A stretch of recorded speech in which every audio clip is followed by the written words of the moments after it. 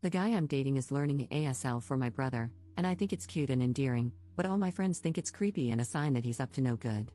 Posted by you/throw_ra_tall giraffe. I, 21F, met John, 22M, in a college class last semester. He's an overall great guy, very respectful and kind. He also has a great sense of humor, and we share many similar interests. We've been friends since then, and we started dating in July. He's the first person I've ever dated in my life. Last September, he met my family when I visited home for my brother's birthday. My brother, Trev, 19M, has been deaf since birth, so my whole family communicates with him through sign language, Trev's lip reading, though we sign reflexively, or text. During our small celebration at home, it was clear my parents liked John. He was charming, funny, and respectful. He even tried to connect with Trev by typing some of his jokes for Trev to read, although Trev can lip read. Whenever John told a story, either I or my parents signed for Trev. My parents said they're happy I found such a sweet and caring guy in John. Naturally, I was glad to hear this. Before we went back, John and Trev had a quick Call of Duty gaming session. For someone with Trev's condition, he's a really talkative guy. He's very expressive and loves to communicate, especially when gaming. Of course, he couldn't outright trash talk, but he does the closest thing with his hands. So there we were in Trev's room, with John and Trev playing while I translated for them. I was laughing way too hard because Trev was trying his best to trash talk John, saying he was weak and throwing out all these expletives, while I tried my best to tone it down for John. Meanwhile, I was also translating John's instructions and strategies for Trev. Since this was John's first time meeting my family, he was saying things like "good job," and "we can do better next time," though I know deep down he probably wanted to trash talk Trev back. The two of them got along well and have had some online gaming sessions since then. 2 weeks ago, John visited home with me again for my mom's birthday. He surprised everyone, including me, by communicating with Trev in ASL. John was still at the alphabet, basic words, and some rehearsed phrases, but we were all delighted that he had made the effort. Trev's face lit up, and I'd never seen him happier having a new long-term friend with fewer communication barriers. Apparently, John had been watching YouTube tutorials and using other online learning platforms to learn ASL. The two of them had another gaming session, and this time, John and Trev could communicate more directly. It was still a bit slow, and I had to do some translating. Imagine trying to baby talk to a grown man or speaking to a caveman with choppy sentences, but I could tell Trev was having a great time. They also got more comfortable with each other, engaging in more explicit trash talking, which I didn't tone down this time. John has been religiously learning ASL since then, and he's making great progress. I was so happy about this that I told my close friend group from high school.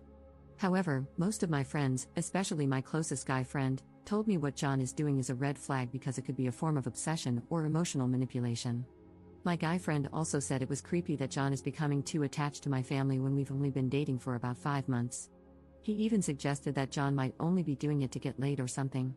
I know there's some validity to what my friends said, but I'm not convinced. John has been wonderful and sincere the entire time. I know it's naive to say this because he's my first relationship, but I can see this becoming long-term. Yes, we haven't hooked up yet because I told him I wasn't ready, and he's never pressured me. Still, is John's behavior something I should be concerned about?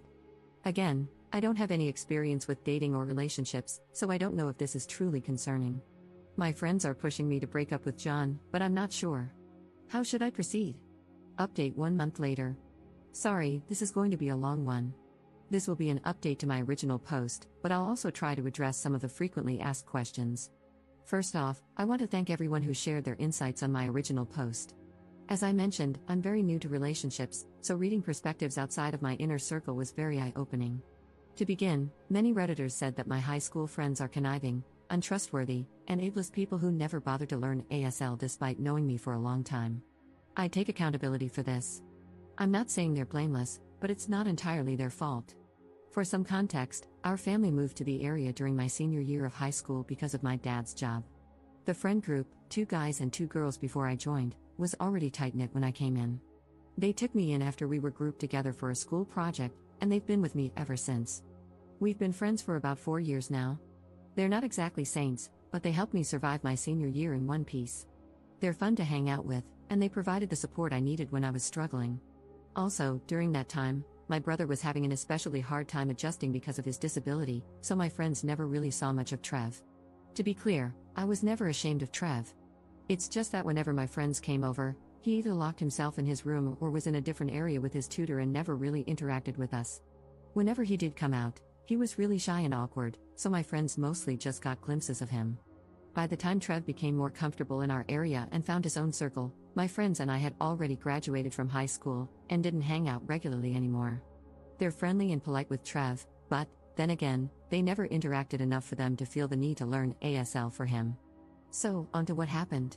Last week, my friend group had our year-end party, and I decided to bring John along to meet the rest of my friends. My other friend in the group also brought his girlfriend, so this wasn't really weird. Others have done so in the past as well.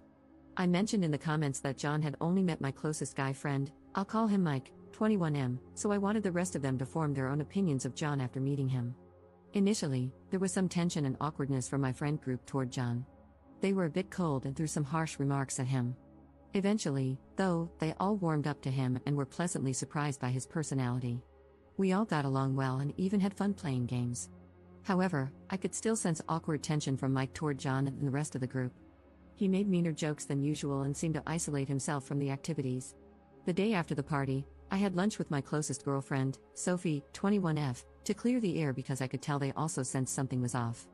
A lot of Redditors speculated that Mike had a crush on me and was jealous of my relationship with John.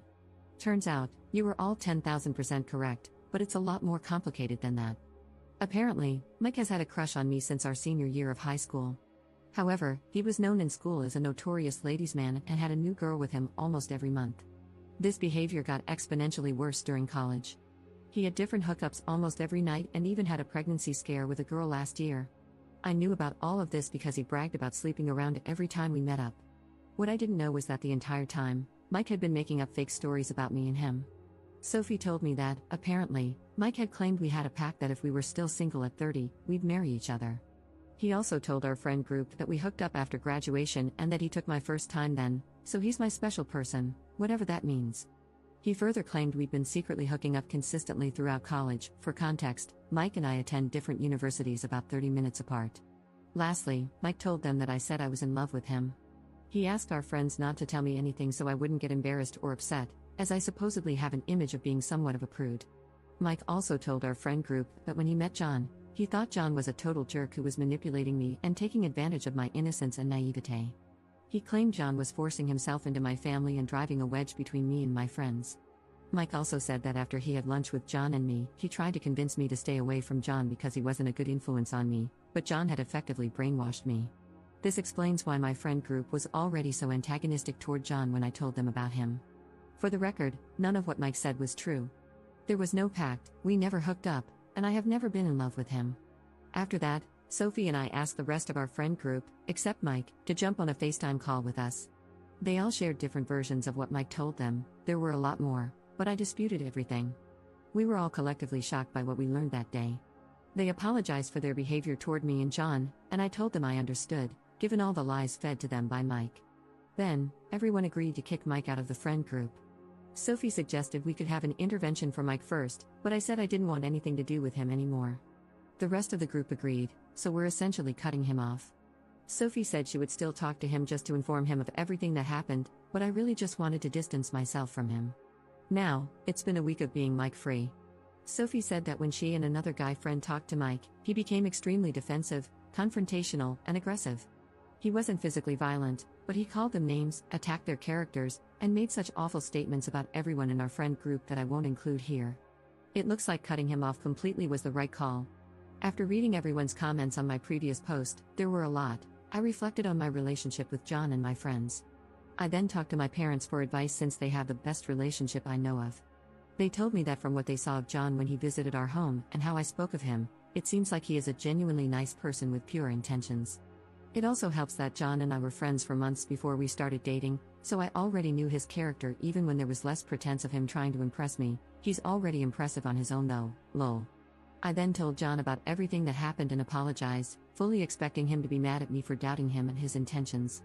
Instead, he said he understood because, of course, it was only natural for me to trust my friends and expect them to have my best interests at heart.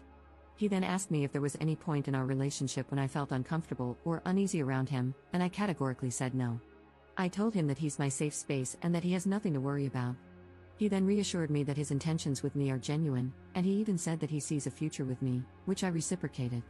Also, John and Trev's friendship is still going strong. Trev participated in one of John's D&D sessions with his friends, and John and I both acted as translators. We were delighted to see that most of John's friends already know the ASL alphabet. Apparently, they had even included it in the lore of their D&D campaign.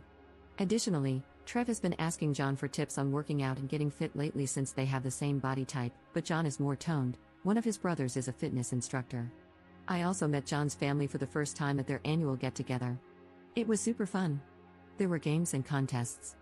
I wasn't prepared for it, but apparently, since their mom is a theater performer and their dad is a music producer, it's a family tradition to have a talent showcase. They gave me a pass this time, but they told me I should prepare something impressive for next year, lol. So, that's it for this update. My relationship with John is stronger than ever, and I finally know who my true friends are. If you've made it this far, thank you so much for your time. Happy New Year to us all. Commenter. I believe the proper term for kicking Mike out of your friend group is called a mic drop.